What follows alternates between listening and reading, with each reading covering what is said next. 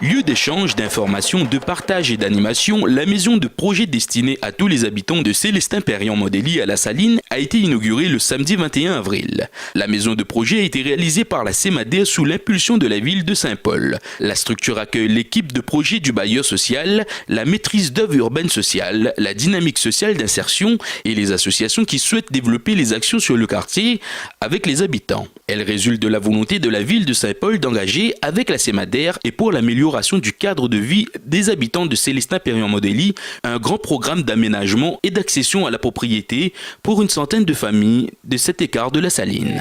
Mon souhait, c'est de rendre La Saline une ville nouvelle de demain. Donc ici, c'est le premier quartier au niveau national.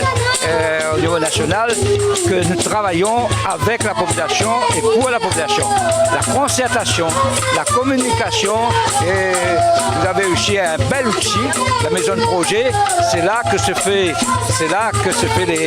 la rencontre individuelle de chaque famille et aussi on peut pratiquer beaucoup d'activités dans cette maison.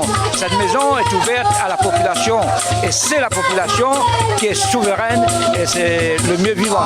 Alors la maison de projet est un équipement qui vient appuyer la démarche de la CEMADER pour pouvoir dynamiser le quartier de Montépanon et avoir sur place un outil qui permet un accueil de l'ensemble de la population de Célestin-Montépanon, Perriand-Modély, donc sur les 108 familles qui sont concernées par le projet propriétaire. L'idée est de pouvoir créer cette dynamique de quartier, mais aussi de pouvoir accompagner les gens dans leur projet de régularisation foncière et d'acquisition du foncier.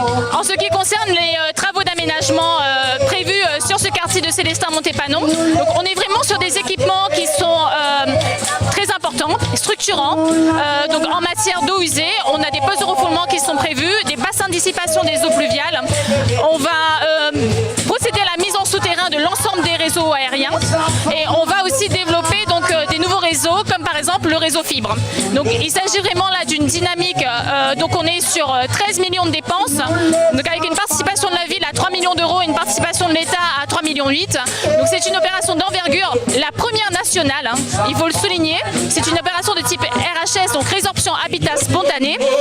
Et donc voilà, c'est vraiment la première opération à La Réunion dans les dom-toms au niveau national de ce type. De fait, 3 matinées par semaine, les lundis, mardis et mercredis de 8h30 à 2h, la maison de projet est ouverte à toute question de demande d'information des habitants sur les aménagements, les réalisations de travaux et l'avancement des dossiers des familles.